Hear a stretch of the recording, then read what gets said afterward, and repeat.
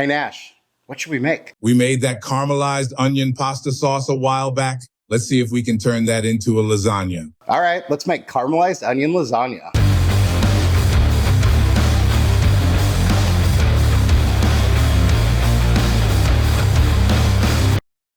Welcome back to Chaos Kitchen, where we take 2 or more dishes that we like and put them together and see if we can't create something awesome and new. Not too long ago, we made Chef Boyd Brown's caramelized onion pasta sauce with pasta. This caramelized onion pasta gained over 35 million views collectively last month, which was insane. If you haven't made it yet, make it. It definitely lived up to the hype. It was awesome. A lot of you watched that video, probably made it. It's super good. So I got to thinking, what if we used that sauce and made a caramelized onion lasagna? So today we're gonna make a caramelized onion lasagna. I'm excited. I think it should be really good, but come on this journey with me and let's find out. Without further ado, let's go.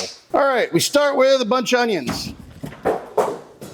Yeah, that many. Then we get out a slicer, like a mandolin, or a knife, it's up to you. But if you use a mandolin, be careful. Use a guard, something like this, so you don't slice your fingers off. And we wanna just thin slice our onions. Then we wanna grate 1 thing of mozzarella cheese and some Parmesan. And I think this should be about enough onions. Then with some fire, a pan on medium heat, we add a little bit of avocado oil, and we toss in a pound of whatever type of meat you want to use. You could use ground beef. I'm using ground turkey just because it's what I have here, and that's what we're using. So yeah, use whatever you want. You want ground pork, ground beef, ground turkey, you want to mix the two, or 2 of those, go for it. Up to you. It's your world. I can just show it to you. I can show you the world. Get that broken up, whatever you happen to be cooking, and then we just let that cook.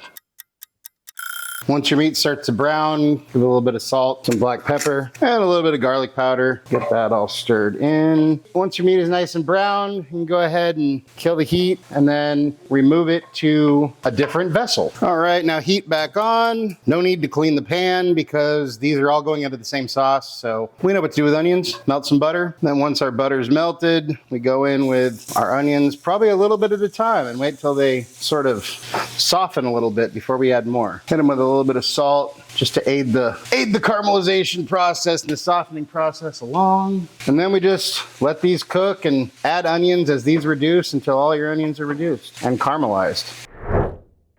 While we're getting these onions caramelized, you should have enough time to watch the entire Lord of the Rings trilogy and probably the Hobbit trilogy as well. And then when they're a nice golden brown, as caramelized as you'd like, you can take them even darker than this. And then we kill the heat and transfer them to a large bowl. And then while your onions are cooling down a little bit, take out a medium-sized bowl with the thing of all the cheese we grated, minus about a handful from that mozzarella earlier. We add about 1/3 of the Parmesan we grated, 1 and 2 small things of ricotta or 1 large thing. Then I'm just gonna get this stuff combined.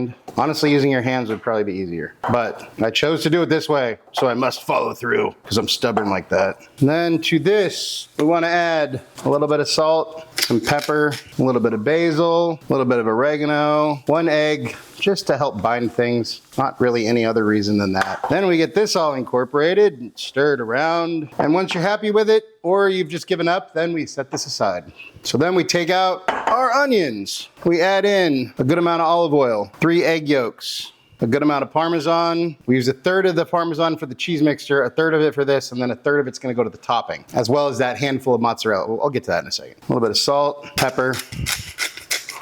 Then we just want to blend this until smooth. And then using your cheese spoon, because it doesn't matter, it's all going in the same place. We add our cooked meat. Like I said, in my case, it's turkey, but use whatever you like and just get that stirred into your Chef Boyd Brown caramelized onion sauce that, by the way, it tastes freaking amazing. You want to get out some sort of a pan or casserole dish, preheat your oven to 400, and then this is how we do this. We take a thin layer of our sauce and we lay it across the bottom just to prevent stuff from sticking. It's just how you do it. It's how lasagna's done. Don't question the nonas. You don't want to make the nonas mad. Trust me. Not that this is by any means an Italian traditional anything, but we're following the process, you know? All right, so with our sauce down, then we put in a layer of noodles, and it doesn't have to be perfect. Just do your best. So in this pan, it's nice because they go top to bottom. They fit perfectly, but it kind of goes out, which as a lot of casserole dishes do. So you just, you know, maybe start with 3, maybe you get 3.5 on the next layer, maybe you get 4 across the top layer. It doesn't matter. It's all gonna cook together and it's gonna be friggin' delicious. So then we do another layer of our sauce. And now we're basically just building something like a Lego tower. We're just layering, folks. Man, I haven't played with Legos in a long time.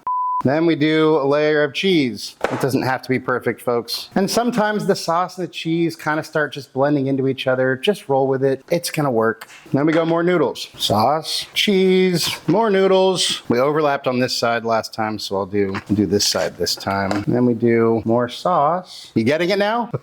Now look, there's no official rhyme or reason to this, but I believe Italians would say the more layers the better, and I think you should have at least 3 layers if you want to call it a lasagna. But I'm only half Italian, so someone could fact check me on that, but I think it sounds about right. And then we're kind of reaching the top, so I'm probably gonna use the rest of our cheese on this layer. Yeah, probably don't lick your fingers, folks, because there's raw eggs in there, but who cares? I don't, but I'm not telling you you should do that. So we'll do the noodles, one last layer of noodles. You could try to go above the pan, but then you could run into some sticky situations. So then I'm just gonna do a nice, good layer of sauce here. And if you wanna be nitpicky, you could do like half noodles on here and here. It's totally up to you. You do you, boo. That's what I always say, because I'm an idiot. Then we are going to take our mozzarella and our Parmesan that is left. I'm going to combine it. I don't know why, I just feel the need to, because I'm a weirdo. And then we're just gonna sprinkle this on top. I forgot to mention, but you can boil your noodles before you make the lasagna. That's perfectly cool. It's what most restaurants probably do. I use the no-bake ones, or the oven-ready ones, whatever you call it. And those have always worked really well with tomato sauce. This is a brand new recipe. I've never tried this, so hopefully it works. So basically you wanna bake this for about 45 minutes to an hour. And you wanna bake it till the cheese is all melted and a little bit golden brown and bubbly on top. And you definitely want it to be bubbling around the edges. So off we go. Oh, this is a heavy lasagna. And here's our guy right out of the oven. So you can see it's a little bit crispier on the edges. I like it that way. If you don't, then make sure and pull it before, or if you see it starting to get crispy during the cook, you can always cover it with some foil and that'll stop the crispiness. But I like it. This is how I like it. So that's how I made it. A couple of tips. If you use these aluminum tin tray things, they are a little bit flimsy and they will collapse, especially with something heavy like a lasagna. The ASMR you can hear is a dog drinking. So if you're using these for something heavy like a lasagna or a baked pasta, I always try to put a sheet pan underneath to give it support so you don't have a horrible accident. That being said, this guy's done, but he's super duper hot, like molten lava hot. So we're just gonna let this cool before we serve. So here's our guy, nice and rested. And honestly, you want to let a lasagna rest at least a half an hour. I would say probably an hour. And then you're going to get nice pieces. If you cut it too early, what you're going to get is as you cut it, the cheese and stuff is just going to kind of melt and mold like a lava flow back into the spot that's empty. Anyways, it just let it rest. Unless you're hungry, then just eat it. I don't know. All right, so we might as well take a piece here. Not bad. Not bad. And there we have our little piece of lasagna. Look at that. Came out nice, real nice. Now I'll have to taste it. And there we have our caramelized onion lasagna.